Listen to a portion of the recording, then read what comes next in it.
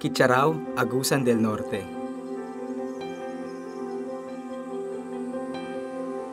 Isang ordinaryong araw, isang ordinaryong gawain ang bumago sa buhay ni Jerome Olaybar.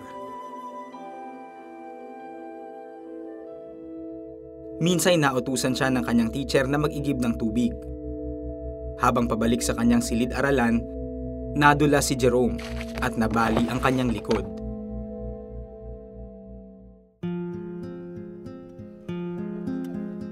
Bagamat naoperahan at naghilom na ang buto ni Jerome sa kanyang likod, hindi na bumalik sa normal ang hugis ng kanyang katawan. Hirap na siyang maglakad at tuluyan ng naantala ang kanyang buhay.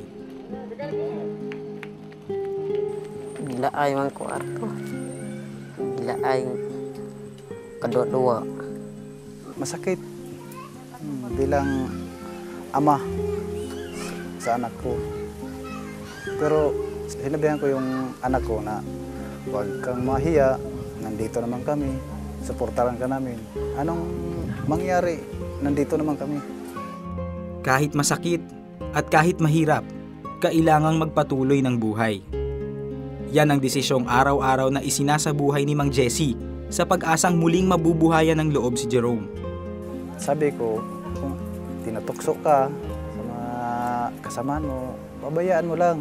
Ganyan talaga. Tulungan ka naman namin. Hindi ka namin pabayaan. Hindi nag-atubili si Mang Jesse na ihingi si Jerome ng tulong sa Operation Blessing nang dalawin nito ang Agusan del Norte para magdaos ng medical mission.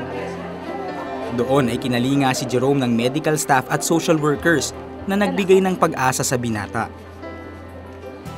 At para tulungan siyang magpatuloy sa kanyang paglalakbay sa buhay, hinandugan nila si Jerome ng isang wheelchair. Natuwa si Jerome. Nagmalaki ng tulong yan kay Jerome. Hindi ako makabili, wala akong pera. Salamat ko sa ilagdak ko. Kailangan kong tabangan.